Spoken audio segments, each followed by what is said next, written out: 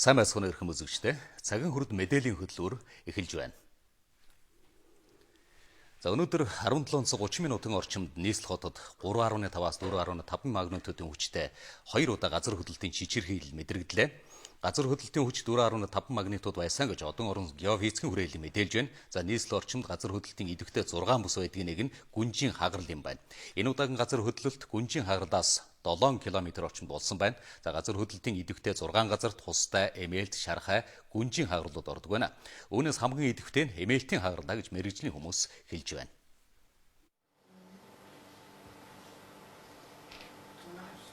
За хэдхэн цагийн өмнө буюу 17 цаг 30 минутын орчимд Улаанбаатар хотод газар хөдлөлтийн чичиргээ мэдрэгдсэн.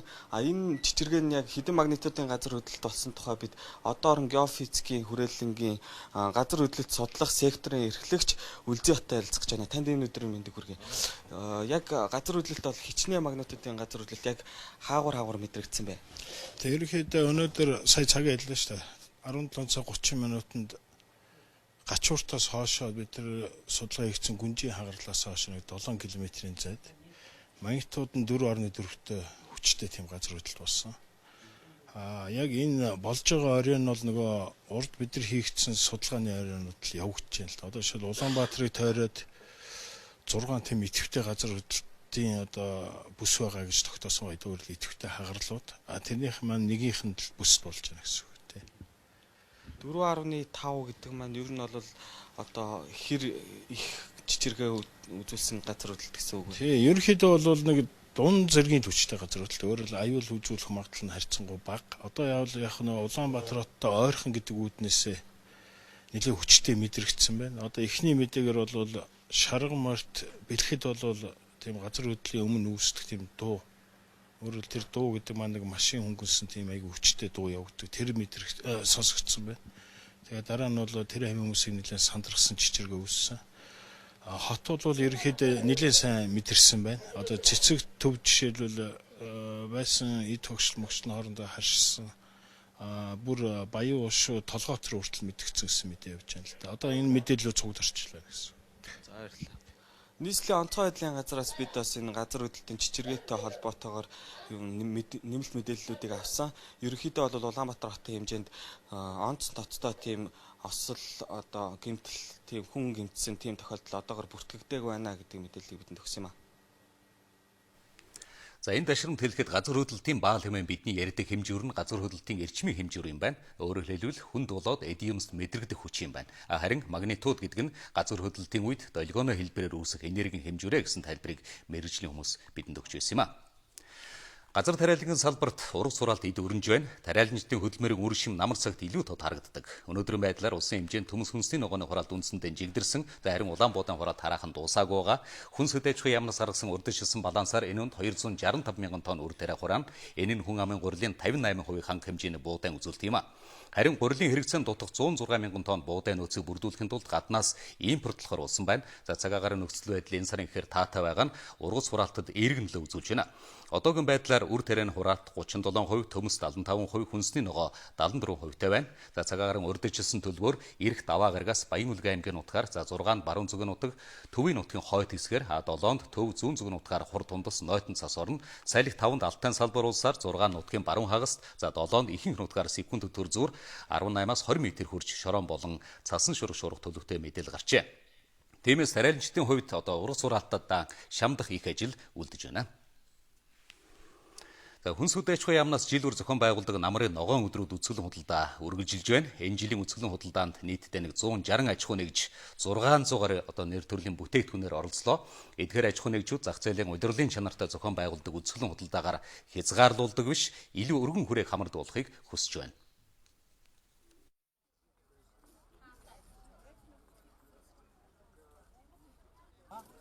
Арав дахь жилдээ зохион байгуулж байгаа энэ үзэсгэлэн худалдаанд өөрийн гэсэн лангуу дэлгүр байхгүй өрхийн үйлдвэрлэгчид ихэвчлэн оролцдог.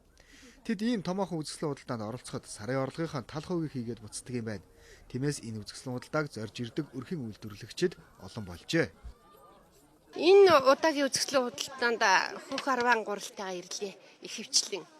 Тэгээд бас манайх чинь олон төрлийн үйл ажиллагаа явуулдаг юм л да. Хамгийн гол юм бол энэ олон нийтэд танигдах явдал байдаг юм байна.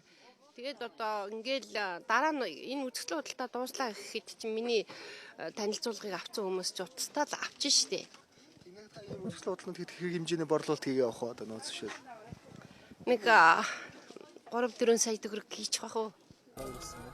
Үзэсгэлэн худалдаа байнга зохион байгуулдаг болсноор орон нутгийн брэнд бүтээгдэхүүнийг олон нийт сайн мэддэг болсон төдийгүй эрэлт хэрэгцээнд нэмэгдэж байгааг өрхийн үйлдвэрлэгчид хэлж байсан. Харин энэ зах зээлийг өргөн хүрээнд хамруулдаг болохын тулд шин зохицуулалт хэрэгтэй болжээ. Олон улсад органик хүнсний тухай хуулийг тусгайлан гаргасан байдаг юм байна.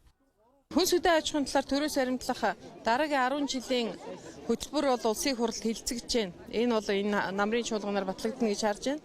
За органик хүнсний тухай хууль маань батлагдсанараа эргээд хүнсний аюулгүй байдалд ихээхэн хувь нэмэр оруулна. За манай хүнс үйлдвэрлэж байгаа малчин, тариаланчин, ногоочд эдгээр маань бүтээгдэхүүн боловсны илүү одоо орлого олох боломжтой тэрүүгээрээ дамжуулан бид нар гадаадынхан гадагшаа гарах зах зээлийн нээж өгч байна. Хэрвээ энэ хууль батлагдчихвал эргэжлээс эхлээд хүнсний үйлдвэр эрхлэгчдийн дунд судалгаа явуулж органик хүнсний бүтээгдэхүүн үйлдвэрлэж байгаа үйлдвэр эрхлэгчдэд давуу эрхийг олгодог болно. Тухайлбал Увс аймгийн жисраг нь бусад газарт ургасан жисрагнаас юугаараа ялгаатай байхыг лабораториор нарийн тогтоож баталгаажуулна. Ингэж баталгаажсан бараа бүтээгдэхүүнд бусад улс орон илүү давуу эрх олгож зах зээлд борлуулдаг юм байна. Ийм дэмжлэгэл манай улсад хэрэгтэй байгааг үндэсний үйлдвэрлэгчид хэлж байлаа. Цагийн хүрд хөдөлгөөр зарим онцлог мэдээллээр үргэлжилж байна. Телевизийн тоон системд энэ сарын 5-наас буюу эрх даваа гарагаас орон даяар шилжих гэж байна. Аналог системийг унтрааж тоон системд шилжснээр дууд өрсний хувьд өндөр нэгтралтай илүү олон боломжийг үзэгчдэд хүргэх юм байна. IPTV болон Univision, Sky Media, Didish орон нутгийн кабелийн телевизийн хэрэглэгчдэд ямар ч өөрчлөлт бол гарахгүй, нэмэлт хувиргагч төхөөрөмж авах шаардлагагүй, мөн зурагтай солих хэрэггүй. Учир нь эдгээр сувгийн хэрэглэгчид тоон системд аль хэдийн шилжсэн гэж ойлгож байна. Харин гэртээ энгийн телевизийн антенн хэрэглэдэг айлууд тоон системд шилжснээр нэмэлт хувиргагч төхөөрөмж авах шаардлагатай юм байна. Хэрвээ нэмэлт төхөөрөмж авахгүй бол эрх даваа гарагаас эхлээд гэрийн антеннаар телевизийн нэвтрүүлэг хүлээн авах боломжгүй болно гэсэн үг. Сая гаруй хүн амттай их хотын бохирыг цэвэршүүлэх үүрэгтээ төв цэвэрлэх байгууламж анх 400 гаруй мянган хүн амттай Улаанбаатар хотод төлөвлөгдөн хийгдсэн. Үүнээс хойш их засвар заримдаа гал унтраах төдий гар хүрсээр өнөөг хүрсэн юм а. Өнгөрсөн хавар тэг зогсолт хийж хотынхны бохир ямар ч шүүлтгүй туул голд сутгах дээрээ тулж байсан. Ер нь хүрээгээ төлж байгаа их хотын бохирыг зайдуулах шин цэвэрлэх байгууламж барихгүйгээр хот нэг л өдөр өмхирч мэдгээр байгаа нууц шиг гэдгийг албаныхан хэлдэг. Шин цэвэрлэх байгууламжийг шинжлэх шинээр барих ажлын техник эдийн засгийн үндэслэлийг Монгол Францын компаниуд боловсруулж эхэлсэн байна. T100 эх сард бэлэн болно гэсэн мэдээлэл байна. Япон улсад үйлдвэрсэн автомашины импорт худалдаа эрхэлдэг болон худалдан авах иргэн аж ахуй нэгж цацрагийн хэмжилт хийлгэсэн хэмжилтийг нь баталгаажуулсан гэрчлэгээтэй хэсгийн нэгтлэгийг мэргэжлийн хяналтын ерөнхий газар зөвлөж байна. За тус байгууллага цацрагийн аюулгүй байдлыг хангах иргэдийг цацрагийн бохирдолд өртгөөс урьдчилан сэргийлэх зорилгоор гайлын хяналтын бус автотехникийн завхуудад эрсдэлд суурилсан хяналт шалгалт хийж эхэлсэн. За хяналт хэмжилтээр цацраг илэрсэн тохиолдолд холбогдох байгууллагуудтай хамтран бохирдлыг бууруулж аюулгүй байдлыг хангах чиглэлээр ажиллах юм байна. Улс орон даяар дархлаажуулалтын 10 хоног эхлээд байна. Энэ сарын 11 хүртэл дархлаажуулалт үргэлжлэнэ. Энэ үеэр заавал хийх дархлаажуулалт Сүрья, халдварцаа, тавт вакцин, Улаанбурхан гахаан хавдар, улаанууд А гепатитын вакцинжуулалт болдог. За тоглолт вакцинаас цуцарсан хүүхдүүд үндэсний товлын дагуу нөхөн вакцинжуулалтанд хамрагддаг байна. За нийслэлийн эрүүл мэндийн газар аслагдсан тосгон дүүргийн эрүүл мэндийн төв болон өрхийн эмнэлгүүдэд мэргэжил арга зүйн зөвлөгөө өгч ажиллаж байна. За нийслэлийн хувьд нийслэлийн эрүүл мэндийн газраас аслагдсан тосгон дүүргүүдийн эрүүл мэндийн төв болон өрхийн эмнэлгүүдэд мэргэжил арга зүйн зөвлөгөө өгч дархлаажуулалтын аянд хамтран ажиллаж байгаа юм байна.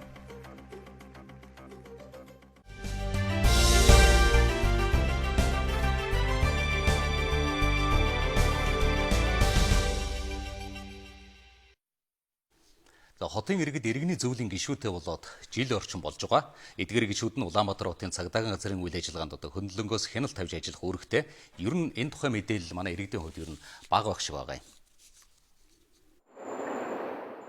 Өнгөрсөн жил цагдаагийн байгууллагын тухай хуулийг шинжилэн баталсан энэ хуульд нийслэлийн иргэдийн төлөөлөгчдийн хурлын дэргэд иргэний зөвлөлийг байгуулж 7 гишүүнийг сонгон ажилуулахар болсон юм а.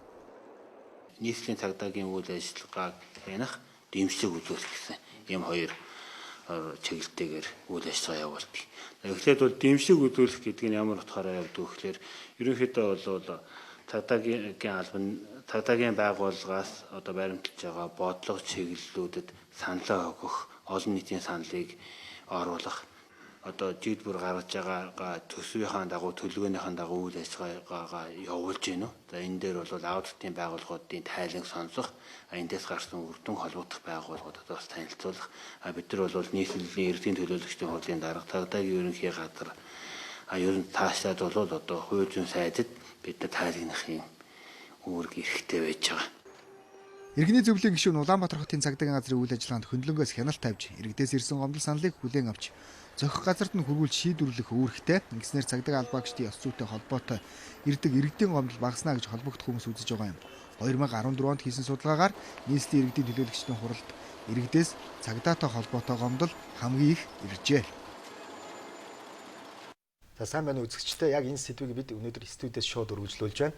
За өнгөрсөн жил бид нар сайн мэдээнд дурдсан. За өнгөрсөн жил цагдаагийн албаны тухай хуульд одоо шинжилэл өөрчлөлт орсон. За энүүтэй холбогдуулаад бол за иргэдэдтэй хамаатай хамгийн ийм шинжилэл хийгдсэн нь бол одоо энэ иргэний зөвлөлийн асуудал юм. За цагдааг бол иргэд өөрсдөө хяндаг. За өөрсдөөсөө одоо ийм зөвлөл одоо төлөөлөл сонгоод энэгээрээ дамжуулаад одоо ингэж хяндаг гэдэг бол одоо манай улсын хувьд бол хамгийн шинэлэг зүйл. За энэ тухай одоо мэдээлэл хүрэхлээр бид иргэний зөвлөлийн дарга одоо Бацайтай ярилцахаар энэ студид одоо хүрээд байна. Бацай дараагаас ингээд асуухад яг цагдаа гэдэг иргэдээс нэг хянахад одоо цагдаагийн байгууллагыг ингээд харахад ёс зүйн байдал одоо хэр зэрэг одоо байдгийм байна. Тэнд ямар одоо юм алдаа дутагдал байдгийм байна. Жилийн хугацаанд ингээд танилцуулах. За орой минь төргий. За одоо бол 15 оны хагас жилийн байдлаар түн мэдээ бол гарцсан байгаа. За нийт бол Улаанбаатар хотын хэмжээнд 400 одоо 50 орчим ёс зүйн зөрчил гаргасан цагдаагийн албаагч нарт бол гарсан статистикийн судалгаа бол гарцсан байгаа. Тэгэхээр одоо ингээд цагдаагтай холбоотой ийм ёс зүйн зөрчил гарсан байдаг гэдгийг гэж байна. Тэгэхээр яг цагдаа яг хүний ирэхэд хандсан, иргэдийн ирэхэд хандсан ийм зөрчилээр нь гарсан байдаг юм байна. Гаралгүй байх уу? За нийт бол цагдаагийн албаагч тавьж байгаа ёс зүйн зөрчлийн хэмжээг бол нэг 11 төрөлд бол авч үзэж байгаа. Тэгээд эдгээр дотор бол хүний эрх хэрэгчлийг зөрчих ёс зүйн зөрчил бол 5 орчим бүртгэгдсэн байгаа. Эхний хагас жилийн байдлаар бол. Эдгээр ингээд зөрчлийг үзэхэд зөрчлийг нь яаж шийдсэн байдаг юм байна? За зөрчлийг бол төрийн албаны тухай хуулиар явуулах явж байгаа. Сануулгах, за цалинг бууруулах, за мөн одоо цол бууруулах, ажлаас халах гэдэг бол үндслүүдээр бол сахилгаан арга хэмжээнд бол авдаг явж байгаа. Энд дээр зүгээр ганц цагдаагийн ёс зүйн одоо тэр зарчмаас гадна иргэд өөрсдийнхөө хуулийн хариуцлагаа бас хүлээдэг байх хэрэгтэй байх. Энийг бас давхар хямж явж байдаг байх гэж бодож байна. За дээрэс нэг юм асуухад за олон улсад яг ийм иргэдийн зөвлөлийг байгуулад ингээд олон нийтийн цагдаа гэж манайхаа ярьдаг. Тэг яг энийг ингээд ажилуулга явахад ямар эрэг үр дүн гарсан байдаг юм байна. Ийм эрэг жишээ байдаг юм болов? Байгаль та. За манайх бол одоо civil community буюу Англиас одоо Английн энэ олон нийтийн цагдаагийн иргэний зөвлөлөөс бол тодорхой хэмжээний хэрэгцээ зохицуултууд бол авсан юм зөвлөл явж байгаа. Азийн ихэнх улс орн бол бас энэ иргэний зөвлөлүүд бол ажиллаж байгаа. За ер нь бол иргэний зөвлөлийн хэмжээнд бол яг манайх чинь тухайн нутаг төвсрээ хариуцсан буюу нийслэлийн хэмжээнд Улаанбаатар хотын цагдаагийн үйл ажиллагаанд хяналт тавих чиглэл бүхий олон нийтийн төлөөллийн орон тооны бус зөвлөл. Тэгэхээр бид нар бол өнөөдөр Улаанбаатар хотын цагдаагийн газарт нийслэлд амьдарч байгаа сая гаруй иргэдийг төлөөж олон нийтийн хяналтыг тавьж байгаа гэж ойлгож болно. За зөвхөн хяналт тавих биш бас дэмжлэг үзүүлэх юм чигүүрэгтэй байгаа. Тэгэхээр чигүүргийн хэмжээнд бол сүүлийн 1 жилийн хугацаанд бол бас хяналтын чигүүрэг, дэмжлэг үзүүлэх чигүүрийн хүрээнд бол тодорхой нэлээд ажлууд бол хийгээд ирсэн байгаа. Ингээд дэмжлэг үзүүлэх гэж сая та ярьж байна. Өөрөөр хэлэх юм бол одоо зөвхөн цагдааг одоо хяндаг ингэж одоо иргэдийн өмнөөс харахаасаа илүү бас тэдний ажлыг дэмждэг энгийн талаас нь илүү хэлэх гэдэг. Өөрөөр хэлэх юм бол цагдаа гэхээр одоо айдаг одоо хууль сахиулдаг байдлаас иргэд гэж айдаг цагдаа гэхээр нэг юм хараа хайрцагт байдаг биш. Тэрийг одоо шинжилгээ хийхэд иргэний оролцоо хамгийн чухал юм а гэдгийг л бол хэлээд байна шүү дээ, тийм ээ. Тий. Ер нь бол яг хаа цагдаагийн байгууллагын болон цагдаагийн албаагчдын одоо иргэдтэй харьцаж байгаа харьцаа иргэдээс цагдаагийн байгууллагатай харьцаж байгаа харьцаа бол өнөөдөр яг одоо дундаж түвшинд буюу энгийн байх түвшинд бол авчих нэг том шаардлага бол байгаа. За тэр ажлын хүрээнд иргэний зөвлөлөөс 2016 онд бол одоо цагдаагийн байгууллагыг илүү их нээлттэй болгох тийм ээ. Тухайн нутаг төвсгөд ажиллаж байгаа албаагч нар тухайн цагдаагийн байгууллагатай орж танилцах, дотоод ажлын одоо юу гэдэг процессыг бол мэддэг болох. Иймэрхүү одоо нээлттэй байх боломжууд нь бол хангах ёстой ийм ажлуудыг бол хийж байгаа. Одоо бол хотын иргэд бол өөрсдөө цагдаахан даргаыг бол хотынхаа цагдааг бол өөртөө сонгодог болж байгаа тийм ээ. Энд бол одоо юу харагдаад байна гэх юм бол за иргэд өөрсдөө хуулиа мэддэг хариуцлагатай болсон. За тэрийг одоо сахиулдаг цагдаа байна. Ийм харилцаа үүсэж байна гэдэг бол хотын одоо хариуцлагатай иргэд хуулиа мэддэг ийм иргэдэг бас төлөвшүүлэхэд бас нэг зөв хандлага бий болох юм тийм ээ. Тэг нэ. Иргэд нөгөө цагдаагийн байгууллагатаа дэмжлэг үзүүлэх нэг асуудал бол яхаараа аргагүй иргэдтэй бол шууд тулна. Өөрөөр хэлэх юм бол иргэдээс ирж байгаа өргөдөл гомдол цагдаагийн байгууллага үйл ажиллагаанд дэмжлэг үзүүлж байгаа, чиглэж байгаа, гэмт хэрэг зөрчлийг тассан зогсооход иргэдийн мэдээлэл гомдлоор тулгуурлаж байгаа. За эргээд цагдаагийн албаа хагас нарт одоо дэмжлэг үзүүлэхээс сэтгэл зүйн болон урмын дэмжлэг үзүүлэхэд бол бас иргэдээс л ирж байгаа саашаал магтаалууд бүгд нөлөөлнө шүү дээ. Тэгэхээр эргээд тэр хүрээнд бид нар 2015 оны сүүлээр одоо иргэдээс цагдаагийн байгууллагад итгэлийн талаар хөндлөнгийн байгууллага судалгаа хийлгэнэ. Тэгэхээр энэ судалгааны үр дүнгээр бас өмнөх оны жилүүдтэй харьцуулах юм бол судалгааны хариу яаж гарах вэ гэдэг бас дараа жилийн одоо бодлогын бичиг баримтанд тусгах юм асуудлууд бол явагдана. Энэ хотыг дэг журамтай байхад бол цагдаа дээр нь иргэдийн оролцоо хамгийн чухал юм аа гэж хэлээд байна тийм ээ. Тэгэхдээ бол одоо ер нь ингээд танах жил гараа хугацаанд ингээд ажиглахад цагдаад итгэх итгэл иргэдийн итгэл ямар байх юм? Ер нь харьцахад Тий, яг харьцангуй ойлголттой зөвхөн нийт массын хэмжээнд аваад үзэх юм бол нэг өөр судалгаа гарч ирэх байх. Зөвхөн юу гэдгийг тухайн нутаг дэвсгэрийн гэдэг юм уу, тухайн дүүргийн, тухайн хорооны гэдэг үнэлэмжээр бол харилцан адилгүй гарч ирэх байх. Зөвхөн яг Улаанбаатар хотын хэмжээнд бол бас яг энэ оны сүүлээр яг энэ дээр бас дахруу судалгааны ажил бол хийгдэнэ. Өөрөөр хэлбэл цагдаагийн байгууллагад өгч буй иргэдийн үнэлгээ хэр байна. Өндөр байвал сайн байна те. Цааш улам боловсруулах ёстой. Бага байвал юун дээр бид нар алдсан байна. Юуг нь сайжруулах ёстой гэдэг бол юм иргэдээс өөртөөс нь судалгаа үнэлэлт авч иж бид нар тэрнээ дараагийн бодлогын бичиг баримтанд тусах юм бол гарч ирэх ёстой байна. За баярлалаа. Тэгээд цаашдаа бол энэ олон нийтийн цагдаа за энэ иргэний зөвлөлийн ингээд хөгжөөд ирэх юм бол хотод одоо зөв үдийг журам тогтоох хариуцлагатай иргэдийг одоо бий болгоход бол одоо хамгийн чухал ийм ач холбогдолтой асуудал байдаг юм а гэдгийг иргэний зөвлөлийг ингэж байгаа. За иргэний зөвлөлийн зүгээр давхар мэдээлэл хэлэхэд бол нэг 7 гишүүнтэй үйл ажиллагаа явуулдаг. За 7 гишүүний нэг нь жил болгон одоо солигдож иргэдийн саналаар ингээд солигдож явдаг ийм одоо журамтай юм байдаг юм байна. За ийхүү иргэдийн эрх ашгийг хамгаалах зөвлөл байгууллагад ажиллаж байгаа нь бол одоо сайн мэдээ. За бидний хувьд иргэдийн эрх ашгийг шүүх эрх мэдэлтэй хамт одоо үл хүндэтгсэн нэгэн мэдээлэл анхаарал татсан юм а. Монгол улсад шүүх эрх мэдлийг зөвхөн шүүх хэрэгжүүлнэ. Шүүхийн шийдвэрийг хуулийн этгээд заавал биелүүлнэ гэсэн үндсэн хуулийн заалт бий. Харин шүүхийн шийдвэрийг хүлээж авах боломжгүй гэсэн шийдвэрийг сумын иргэдийн төлөөлөгчдийн хурал гаргасан хачирхалтай тохиолдол Булган аймгийн Баян агц сумд гарчээ. Шүүхээс давсан эрх мэдлийг хэрэгжүүлдэг Булганы иргэдийн төлөөлөгчд Монголд бас нэгэн ангатгч болж байна. Булган аймгийн Баян агц сумын иргэдийн төлөөлөгчдийн хурал засаг даргын шийдвэр нь 2013 оноос хойш хүчин төгөлдөр бус болж мэдхээр байна. Учир нь тус сумын иргэдийн төлөөлөгчдийн хурлын анхны шийдвэр хууль зөрчсөн учраас шүүх залруулах шийдвэр гаргажээ.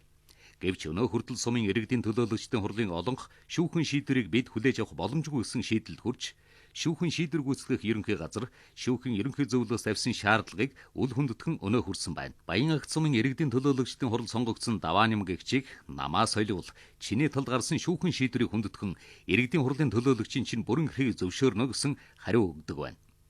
Энэ хүнийг баталгаажуулах уу гэдээ ингээ асуусан чинь төлөөлөгч олонхороо баталгаажуулахгүй л гэсэн. Тэгэхээр энэ нь бол нэг талаас нь шүүхийн шийдвэрийг биелүүлэхгүй байгаа юм шиг харагдаж байгаа боловч өнөөдөр Баян агц сумын иргэдийн хурал бол шудраг бус юм. Хууль хэрэгжүүлэхгүй байгаа юмны эсрэг бол бид анхад тэмцснээрээ бол өнөөдөр асуудалтай юм шиг ярьж байгаа. Булган аймгийн Баян агц сумын иргэдийн төлөөлөгчдийн хурлын анхны хуралдаан засаг даргын томилгоо хууль ус болжээ гэх шүүхэн шийдвэр тоосон дараатай өнөө хүрчээ. Шүүх шийдвэрээ гаргасан хэрэгжүүлгсэн үүрэг өгсөн. Гэтэл 2-3 жил шүүхийг үл хүндэтгэсэн нэгэн баримт Баян агц сумд байна. Тэр шүүхийн шийдвэр гүйцэтгэл ирээд мэдээж тэр иргэдийн хурлын төлөөлөгч нарын бүрэн эрхэд өөрсдийн хамааралтай асуудлаар яач чадахгүй байна. Тэгэхээр шүүх буруу шийдвэр гаргалаа гэсэн. Баян агц сумын иргэдийн төлөөлөгчдийн хурлын 2013 оны 6 дугаар сарын 24-ний өдрийн 5 дугаар хуралдаан шүүхэн шийдвэрийг хүлээн авах боломжгүй гэж үзэн. Шүүхэн шийдвэрээр хүчингүй болгосон анги тугаар хуралдааныг хүчинтэй гэж үзсэн шүүх эрх мэдлийн хараа тус байдалд бүдүүлгээр халдсан үйлдэл гэж хуулийн салбарт харж байна. Одоо шүүхийн гарсан шийдвэр дээр хурлын тогтоолоор энийг хүлээж авах боломжгүй гэж үзэж байгаа нь өөрөө хууль зөрчсөн үйлдэл байна.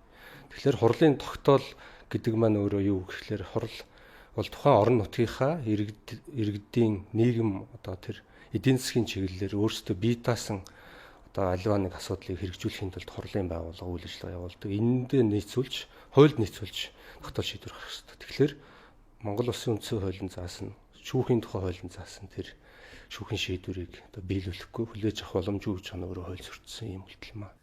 Өнгөрсөн хугацаанд шүүхэн шийдвэр гүйцэтгэх ерөнхий газраас баг томилогдож Баян агц сумд ажиллаж, хууль бус иргэдийн төлөөлөгчдийн хурлыг шүүхэн шийдвэрийг биелүүлж хурлаа дахин хуралдуулахыг шаардсан ч харамсалтай нь сумын иргэдийн төлөөлөгчдийн хурал олон хороо хүлээж авахгүй байгааг нь шүүхэн шийдвэрийг үл хүндэтгэхээс гадна улс төрийн албан хаагч мөртлөн төрийн алба хаашдаг давхар дээлтэн Булган аймагт бий болжээ. Авилгатай тэмцэх газраас Булган аймгийн иргэдийн төлөөлөгчдийн хурлын гишүүн А гэгчийг аймгийн засаг дарга аймгийн худалдан авах ажиллагаа буюу тендерийн асуудлаа хариуцуулах болжээ. Хууль зөрчигөөд гэсэн авилгатай газраас надад хэлсэн би ямар хууль зөрчсөн, нав хууль зөрчсөн гэж байгаа бол шүүхийн шатнд л одоо асуудал шийдэх болохоос өнөөдөр одоо би шүүхийн шийдвэрийг багт би хууль зөрчигөөд гэж ойлгож байгаа шүү дээ. Авилгатай тэмцэх газраас төрийн албаны болон ашиг сонирхлын тухай хуулийн хэд хэдэн заалт зөрчилснийг сануулж аймгийн засаг даргад бичиг хүргүүлсэн байдаг. Гэвч өнөө хүртэл авилгатай тэмцэх газрын шаардлагыг ч биелүүлээгүй байна. Энэ мэт шүүх авилгатай тэмцэх газар орон нутгад хүчгүүдэж хуулийг сахиулж чадахгүй байгаа баримт Булган аймагт байна.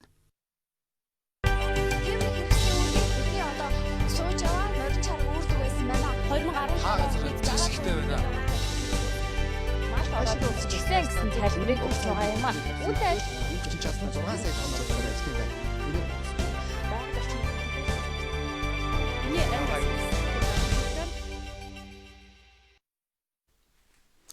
Зүүн бүсийн тулгуур төв Дорнод аймгийн Чойволсон хот 1980-ад онд байгуулсан дэд үтсийн бааз бараан төшөглөн олон бүтээн байгуулалтын ажлыг эхлүүлсэн мэдээг Дорнод аймагт манаас урьдчилагч Отхон Баав ирүүллээ.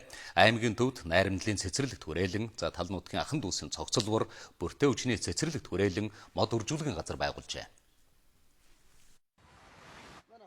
Чойволсон хотын төвдөх найрамдал цэцэрлэгт хүрээлэн байгуулахад өнгөрсөн жил 450 сая төгрөгийн хөрөнгө оруулалт гаргасан байна. За 2000 м2 талбайтай энэ цэцэрлэгт хүрээлэнд шөнийн гэрэлтүүлгийг хийсэн байна. Хотын төвөөс энэ хаалгаар дамжин хэрлэн голын ирэх хүртэл тогтчуулгаар төлөвлөд байгаа юм байна. Дорнод аймаг Хөлбөмбөр хотын хамт ажиллагааны хүрээнд Чойволсон хотын найрамдал цэцэрлэгт хүрээлэнд Хөлбөмбөр гудамж байгуулахаар за 2 хотын удирдлагууд гэрээ байгуулж цэцэрлэгт хүрээлэнд шаваа тавьсан нь энэ жил ажил хэрэг болжээ. Энэ ажлын хүрээнд Хөлбөмбөр хотоос 2 сая юаны хөрөнгө гаргаж 412 м урттай явган хүний мөн дугуйн зам баригдаж байна. Найрамдал паркийн зам тавих ажлууд эхэлсэн. Одоогийн байдлаар ажлын гүйцэтгэл нэг 85%-тай явж байна. Бид 10 дугаар сарын 10 гэхэд уг ажлаа дуусгаж хүлээлгэж өгөхөөр ингэж шамдан ажиллаж байна. За энэ ажил манай 500 м урттай, за 12 м өргөнтэй зам тавигдаж байгаа. За хажуугаар мөн дугуйн зам байгаа. Аймгийн хэмжээнд бол хийж байгаа ажлууд бол аль болох цогцоор нь хийх бодлого барьж байгаа. Энэ нь бол дараагийн жилүүдийн хөрөнгө оруулалтын ажлуудын одоо үйл явцд бол тухайн энэ жилийн өмнөх жилийн хийгдсэн ажлуудыг бол эвдэгдэхгүй дахин тэрэнд гар хүрэхгүй байх. Нэг үсэн одоо тухайн хөрөнгө оруулалтын ажлыг үр дүнтэй болгох зорилго байна. Дорнод аймаг 75 гаруй мянган хүн амтаа үүнээс талаас илүү хувь нь аймгийн төвдө амьдарч байна. Судалгаагаар 3 өрх тутмын нэг нь автомашинтай. Өнгөрсөн Дорнод нутгийн төсвийн хөрөнгө оруулалтаар Чойволсон хот доторх 3 чиглэлд автозам шинээр тавьж туслах 15 замыг өргөтгөн шинжлэх ажил, за мөн 18 орон сууцны гадна талд автозагсоор шинээр байгуулсан мөн шинжилэн засварлжээ. Харин энэ жил босоо тэнхлэгийн замуудаа шинжилгээр болж зураг төслийг нь боловсруулан ажиллаа эхлүүлээд байна. Машин дэргэнд их сайхан гамтай байна шүү дээ. Одоо машин явсан ч одоо амар заатар янз бүрийн юмд нь сайн байна. За юу энэ ч одоо ямар нэг даалганы үнээр авах штэ нийсэн сэлгүй тийм ээ. Яг эвдэрч хөнгөлөлөд одоо амаржинаас хөлөөлөл одоо машин техникэнд бол зам сайтай байна гэдэг чи одоо аваар ослооч байх л шүү дээ. Одоо нэг юм да онгол зонголтой юу ч н одоо тэгээд тэрний чинь хөрөөд бол одоо тэрнээс болж аваар осол гарах магадлал ихтэй шүү дээ тийм ээ. Ер нь их цагаас юм болсон тийм. Одоо бүгд л машинтай болж байна. Тэг яг одоо машины зогсоолтой байна гэдэг чинь бол машинда одоо баталгаатай тийм өөрсдийн гэсэн зогсоолтой тавьчихж байна. Ер нь бол манай аймгийн одоо автозам хөгжүүлэх бодлогын хүрээнд бас одоо сумд руугаа одоо автозам хацуурчлалтай автозам барья гэсэн юм төлөвлөлтүүд байдаг. Энэ ажлын хүрээнд одоо энэ жил Баян түмэн сум руу одоо хатуурчлалтай зам барих ажлыг эхлүүлж байгаа. Энэ зам бол нийтдээ 800 м орчим хатуурчлалтай зам баригдаж байгаа. Энэ замыг одоо орон нутгийн хөгжлийн сангийн 300 сая төгрөгөөр хийж эхэлж байна. Чойволсон хотын босоо тэнхлэгийн замыг урьдчилсан байдлаар 18 чиглэлд хотоос гадна нэг чиглэлд хийх юм байна. Автозамыг барихдаа 7-аас 14 м өргөнтэй асфальт болон цемент бетон хүчилттэйгээр хийж, явган хүний зам гэрэлтүүлэхтэй байхаар төлөвлөжээ. Дорнод аймаг 75 гаруй мянган хүн амтаа үүнээс талаас илүү хувь нь аймгийн төвдө амьдарч байна. Судалгаагаар 3 өрх тутмын нэг нь автомашинтай. Өнгөрсөн Дорнод нутгийн төсвийн хөрөнгө оруулалтаар Чойволсон хот доторх 3 чиглэлд автозам шинээр тавьж туслах 15 замыг өргөтгөн шинжилэх ажил, за мөн 18 орон сууцны гадна талд автозагсаар шинээр байгуулсан мөн шинжилэн засварлжээ. Харин энэ жил босоо тэнхлэгийн замыг урьдчилсан байдлаар автозамыг барихдаа 7-аас 14 м өргөнтэй асфальт болон цемент бетон хүчилттэйгээр хийж, явган хүний зам гэрэлтүүлэхтэй байхаар төлөвлөжээ. Хөгжлийн ерөнхий төлөвлөгөөгүй ас хэтийн харсан бодлогогүй байснаас хот суурангаас тэгтлэн их аслагдаагүйч Дундгой аймгийн хөгжил зогсон байдал байж ирсэн. Харин 2012 оноос хойш Дундгойн саарсан хөгжил зогсон бүтээн байгуулалт сэргэж эхэлжээ. Дуу хүрийн үлгий гэдэг Дундгой аймгийн хөгжлийн шинэ гарц нь аялал жуулчлал гэдгийг нутгийн удирдлагууд нь үзэж аймаг орон нутгаан энэ салбараараа дамжуулан хөгжүүлэх бодлого барьж байна. Дундгой аймаг 45 мянган хүн амтай, үүний талаас илүү хувийг залуучууд 30 гаруй хувийг малчид эзэлдэг. Газар зүйн байршлын хувьд тааламжтай байгалийн үр мэц тогтц бүхий дурсгалт газрууд их учраас энэ боломжоо түвшин аялал жуулчлалыг хөгжүүлэх боломжтой. За тиймээс аялал жуулчлалыг хөгжүүлэх ерөнхий төлөвлөгөөг хэрэгжүүлж нийт 120-130 сая төгрөгийг энэ салбарт зарцуулсан байна. Дундгой аймгийн эдийн засгийн басны гол тулгуур нь мал аж ахуйн салбар. Аймгийн малын тоо 2.5 саяд хүрч мал аж ахуй сүү цагаан эдийн үйлдвэрлэлд ихээхэн өсч 300 үнэний фермтэй болсон байна. Дундгойн махны амт сайн учраас энэ мах усруулах үйлдвэрүүдийг бодлоготойгоор хөгжүүлэх чиглэлээр хөдөлмөрийн яам, хүнс үдэ аж ахуй яам, аж үйлдвэрийн яамнаас зохион байгуулж байгаа жижиг дунд үйлдвэрийн төслүүдэд дистратагаар хамруулж үүний үр дүнд бол томоохон хэд хэдэн үйлдвэрүүд ашиглалтанд орж байна. Манай хүнсний үйлдвэрүүд, гар урлалын үйлдвэрүүд, оёдлын үйлдвэрүүд, янз бүрийн үйлдвэрүүд ашиглалтанд орж байгаа бол Дундгой аймгийн бизнес орчинг сайжруулах тавтаа нөхцөлд бүрж байна гэж үзэж байгаа. Дундгой аймагт улааны цахилгаан станц баригдахаар төлөвлөгдсөний дагуу магистрал шугам шүлжээний ажил дуусжээ. Ингэснээр тус аймгийн дэд бүтцийн асуудал бүрэн шийдэгдэж, цаашдын бүтээн байгуулалтын ажилд өрнөх давуу талтай. Засгийн газраас хэрэгжүүлж байгаа сумын төвийн шинжилэл төсөл Үлзийд 3 сайхан дэлгэр зохи сумдад хэрэгжиж, иргэд сумдаа сайхан амьдрах нөхцөл бүрдлээ. Засгийн газраас хэрэгжүүлж байгаа аймаг бүрт 1000 айлын орон сууц хөтөлбөрийн хүрээнд дэд бүтцийн асуудлаа бүрэн шийдэж, 300 айлын орон сууцыг хувийн хөвчлийн хөрөнгө оруулалтаар барьсан байна.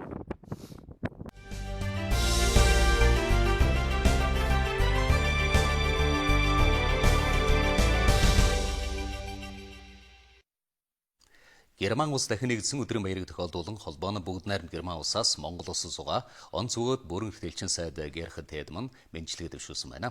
Мөн Монголын уран бүтээлчдийн гараар бүтсэн Германы бэлэг тэмдэг болсон Бадью Баавгайг Германы элчин сайдын яамны өмнө хүндгэлтэйгээр байрлуулжээ.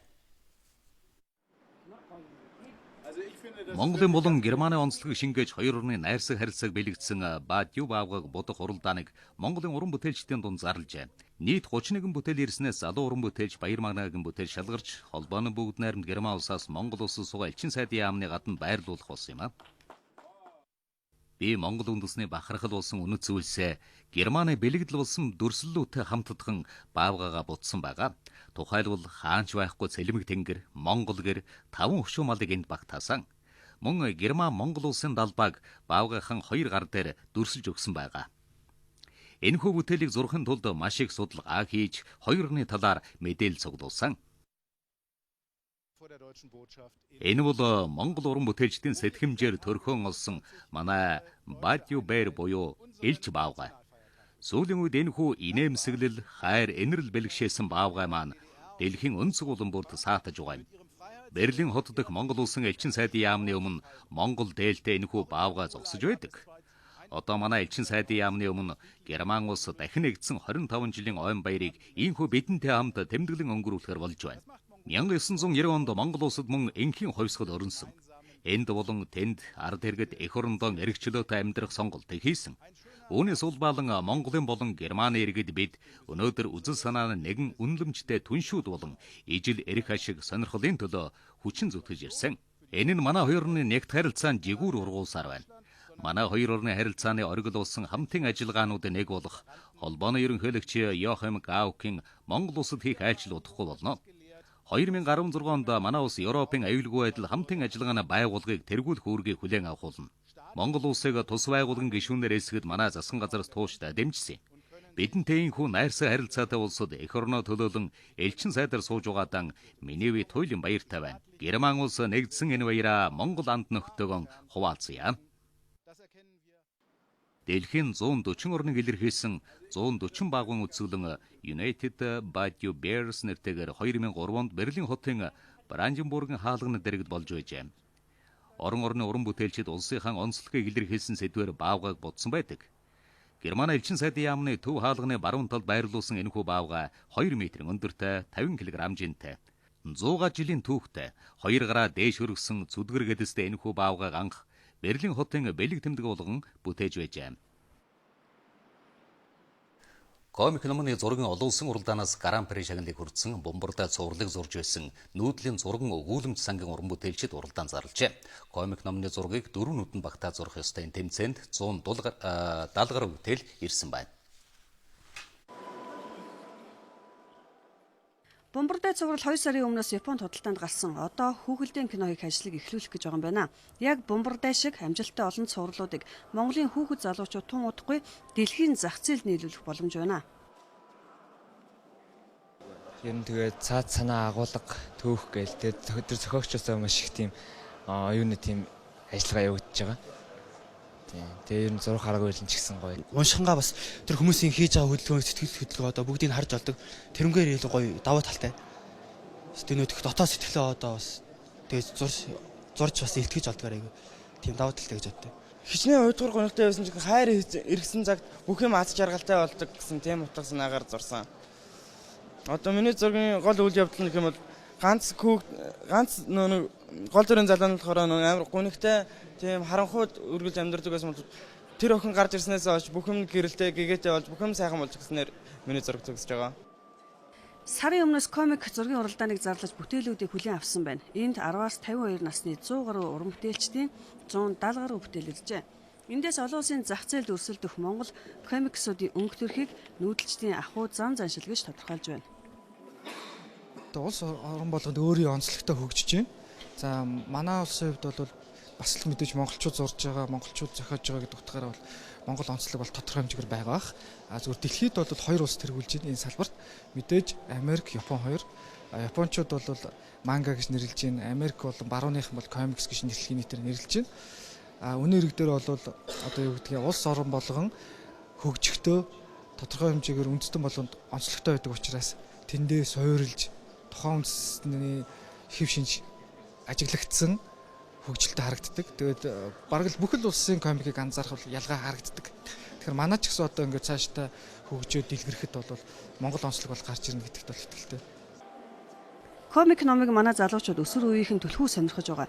Харин гадны улс орнуудад бүх насныхан сонирхож дугаар болгоныг нь цуглуулдаг хүмүүс клубүүч байдаг юм байна. Жишээлбэл Япон улсын комикс номын зах зээл 1.7 тэрбум $. Хэмжигдэж байна. Тиймээс бид энэ зах зээлд өөрийн өнгө төрхийг харуулсан цоо шин комиксуудыг нийлүүлэх боломж бүрэн байна. Манай улсад элгэний өвчлөл өндөр байна. Зарим судлаачдын хийсэн тооцоолоор хүн амын дундх өвчлийн тоогоор дэлхийд дээгүүрт бичигдсэн судалгаа байна. Өнөөдөр олон улсын эрүүл мэнд ангаах ухааны үндэсний хүрээлэнгээс энэ өвчнийг эмчлэх орчин үеийн арга технологийн талаар эрүүл мэндийн салбарынханд илтгэл тавьсан байна. Профессор Мизуками Масаши 20 жилийн өмнө Монголд анх удаа ирээд элгэний өвчлөл ямар их байна вэ гэж гайхаж байжээ. Гэтэл өнөөдөр ч энэ нөхцөл байдал нэг их өөрчлөгдөг байгаад тэрээр санаа зовж байгаагаа хэллээ. Профессор Масаши дэлхийд даяар хэрэглэгдэж байгаа зөв оншилгоо, зөв эмчилгээг Монгол нэвтрүүлэх талаас нь эмч нарт тусалж зөвлөгөө өгч ирсэн. Өнөөдөр ч элгэний вируст хепатитын эсрэг маш сайн үйлчилгээтэй шинэ нэмнүүд ар араас гарч байгаа. Тэрэнд нь тохирсон зөв шинжилгээний аргуудыг хэрэглэх хэрэгтэй гэж зөвлөж байна. Монгол улс бол дэлхийн бусад орнуудтай харьцуулахад элгэний өвчлөөр маш өндөр тооцогдно. Ялангуяа элгэний хавдраас болсон нас баралтаараа дэлхийд нэгдүгээр орж байгаа. Тэгэхээр энэ талаараа дэлхийд хамгийн их анхаарал татсан улс болсон гэж хэлж болно. Сүүлийн үед элгэний эмчилгээний салбарт хувьсгал гаргасан, шинэ дэвшилтэд эмнүүд гарсан. Жишээлбэл өнөө хүртэл хэрэглэж ирсэн интерферион гэж эм байгаа. Энэ эмний үйлчилгээ нь 50%. Тэрнээс гадна маш их хүндрэлтэй гаж нөлөө өвчтөнд үзүүлдэг. Харин шинээр гарсан эмнүүд нь 95-аас 100% үйлчилгээтэй. Бас ямар ч сөрөг нөлөөгүй. Элгэний эмчилгээний чинээр нэвтэрч байгаа эмнүүдийг хэрэглэхийн тулд хамгийн гол нь зөв оншилгоо хэрэгтэй. Харин зөв оншилгоо хийхийн тулд зөв шинжилгээ хийх ёстой. Эдгээрийг Монголд нэвтрүүлж чадах юм бол элгэний орт авдраас урдчлан сэргийлж өрөвслийнхэн шатан зогсоох бүрэн боломжтой гэж профессор Масаши хэлж байлаа.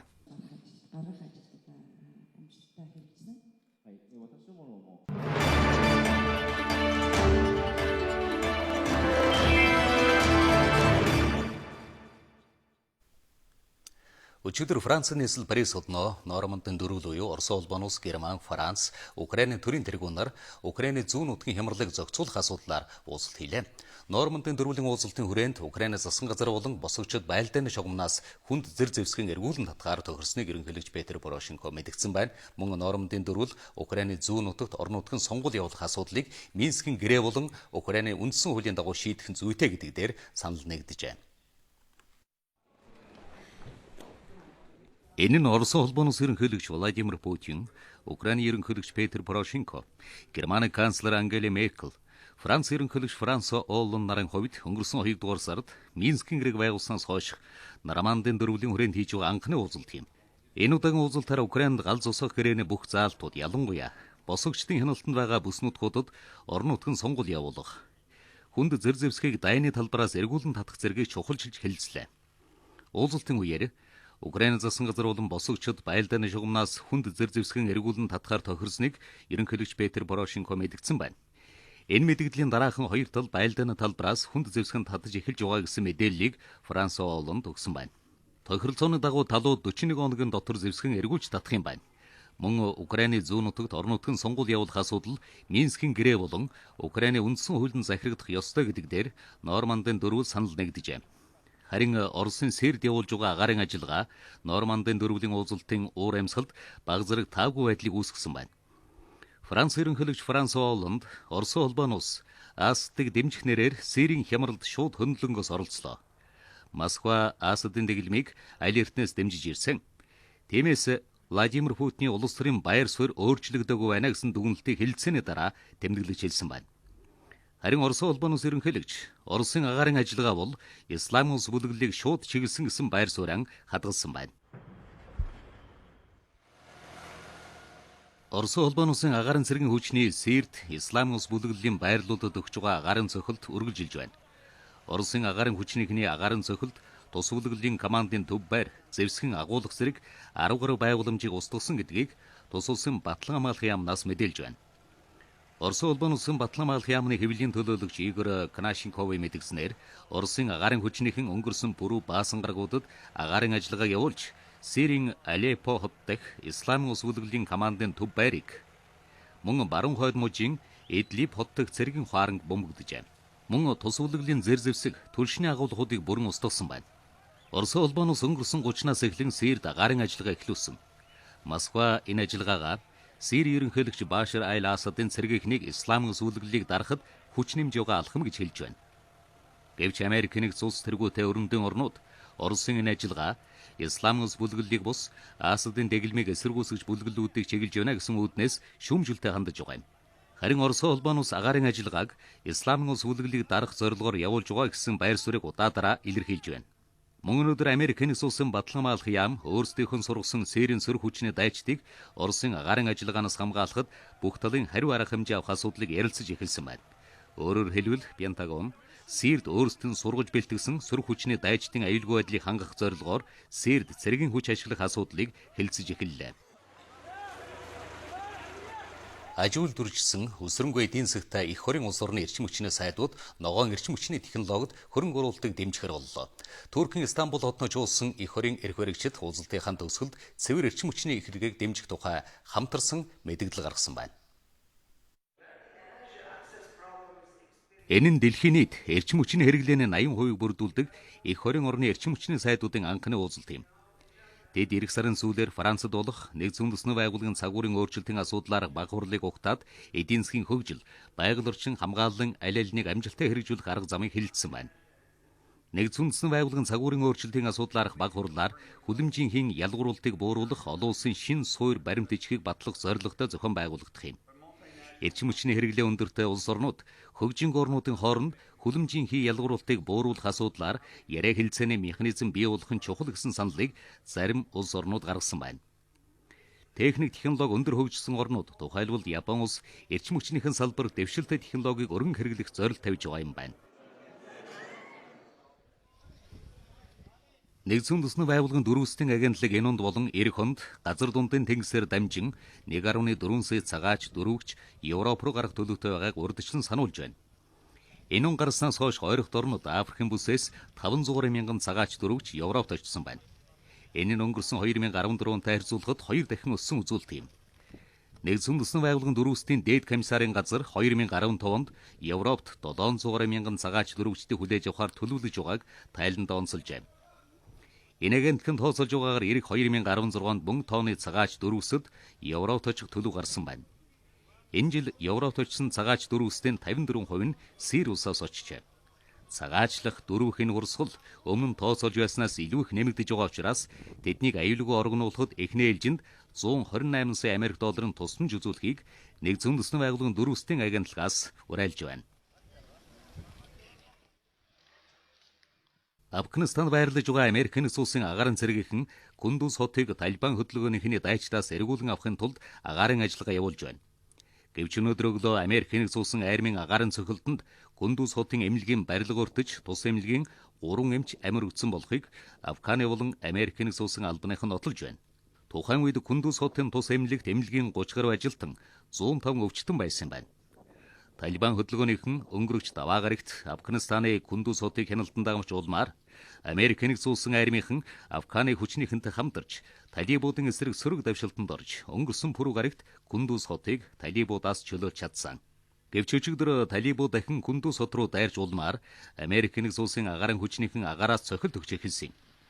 300 гаруй хүн амтай Кундуз хот нь Афганистаны хамгийн том хотуудын нэг бөгөөд бүс нутгийн худалдааны төв гэдэг утгаараа стратегийн чухал хотод тооцогддог юм. Бразилийн ерөнхийлөгч Дилма Русеф засгийн газрынхаа бүтцийг цомогдохог шийдвэр гаргажээ. Тэрээр эдийн засгийн салбартаа шинжилэлт хийх засгийн газрынхаа чармаалтыг дэмжих үүднээс төсвийн зардлаа танах зорилгоор кабинетийн сайдын суудлыг цөөлнө гэдгээ мэдгдсэн байна. Түүний шийдвэрийн дагуу Бразилийн засгийн газрын 39 сайдын суудлыг цомогдохож 31 сайдтай байхаар тогтсон байна. Түүнчлэн ардчилсан хөдөлгөөн намын засгийн газар дахь суудлын тоог нэмэгдүүлжээ.